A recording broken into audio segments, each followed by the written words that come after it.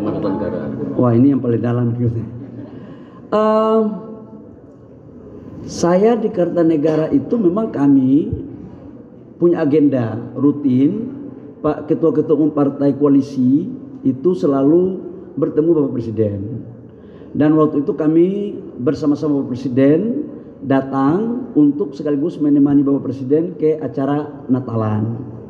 Tidak ada pembicaraan khusus. Yang ada kita bicara tentang bagaimana tahun baru bisa berjalan baik, evaluasi Natal bagaimana, karena perintah Bapak Presiden semua menterinya nggak boleh keluar negeri terkecuali diperintah oleh Presiden.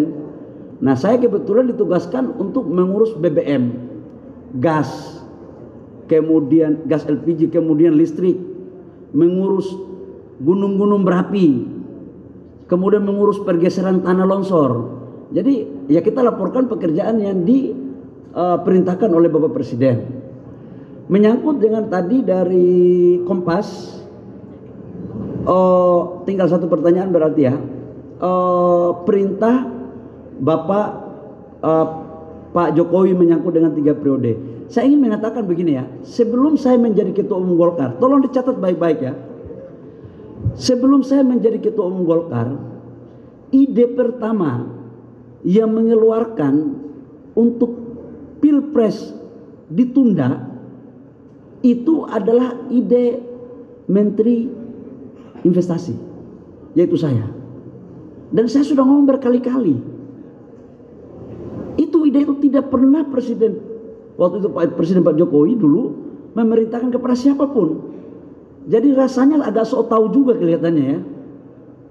Itu yang ngomong itu pertama saya ketika saya menjadi penanggap dari surveinya Pak Burhanuddin Muhtadi. Di situ dikatakan bahwa kalau COVID ini belum berakhir, maka ekonomi kita itu akan semakin dalam pertumbuhannya. Maka kemudian dibuatlah beberapa skema. Waktu itu saya didatangi oleh beberapa kelompok pengusaha dan teman-teman investor. Kalau memang dapat dipertimbangkan secara aturan memperbolehkan, ya kalau boleh pilpresnya ditunda. Ditunda atau dibuat pemilunya mundur, itu soal lain. Jadi nggak ada yang minta 3 periode. Itu omongan saya, coba dah dibuka file lama itu. Jadi jangan diputar kaset kotor dong. Kaset rusak itu loh. Makanya pemimpin negara itu harus otaknya bersih lah gitu ya. Untuk negara gitu. Jadi Mbak, harusnya yang dituntut itu saya.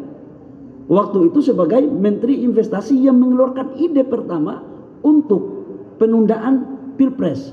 Jadi jangan kalau sakitnya di kepala jangan garuk di kaki ya. Tolong. Itu satu. Jadi nggak benar itu. Yang berikut apa lagi? Oh, hukum. Kami kan gini, teman-teman kan tahu, Partai Golkar juga banyak ada kadernya yang kena. Mohon maaf ya, kami prihatin, kami sayang. Kami punya ketua Golkar di Bengkulu, surveinya itu tinggi. Tapi kemudian terjadi musibah. Ada musibah, ketua kami Pak Rohidin ya kami prihatin, kami sayang betul abang kami ini. Tapi apa boleh buat, ini persoalan hukum. Ya kami hargai proses itu. Menghormati. Apa Partai Golkar membawa-bawa siapa, menyalahkan siapa? Kan enggak. Jadi kita berpartai ini juga harus fair. Jangan sakitnya di kepala, garunya di perut. Apakah Golkar menyalahkan siapa? Enggak ada. Jadi kami tidak bermaksud mengatakan ke yang lain, tapi kalau statement saya ini ada yang merasa, ya wallahu alam bisawab. Masa orang rasa gue harus larang, gitu kan? Tapi kami hanya melakukan otokritik ke dalam, bahwa ada kader partai kami yang memang pada saat pilkada kemarin harusnya dia menang. Surveinya tinggi, 70% lebih. Kemudian kena musibah. Kami nggak menyalahkan bahwa ini yang salah partai A, partai B, atau mantan presiden A, atau mantan presiden B, atau ketum partai A, ketum partai B. Nggak ada itu kita salah-salahkan. Atau merasa dikerjain, nggak juga.